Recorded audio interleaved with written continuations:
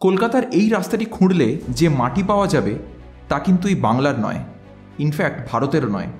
এই রাস্তা তৈরির মাটি এসেছিল সরাসরি লন্ডন থেকে।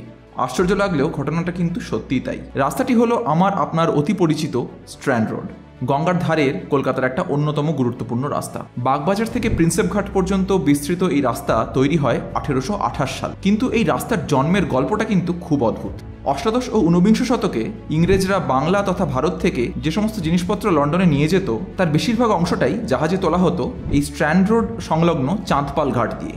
আর তাই এই সব মাল নিয়ে যাওয়ার জন্য লন্ডন থেকে আসা ফাঁকা জাহাজগুলো নোঙর করত এই ঘাটের পাশেই।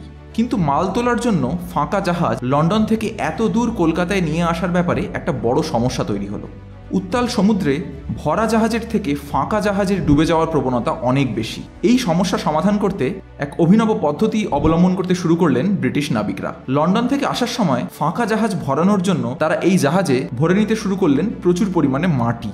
আর তারপর সেই মাটি ভর্তি জাহাজ কলকাতায় নোঙর করলে প্রথমেই তারা জাহাজ খালি করার জন্য জাহাজের মাটি খালাস করে দিতে লাগলেন ঘাট সংলগ্ন গঙ্গার পাড়ের বিস্তীর্ণ জমিতে। এমন মাটি ভর্তি জাহাজ প্রথম কলকাতায় এসে পৌঁছয় 1820 সালে।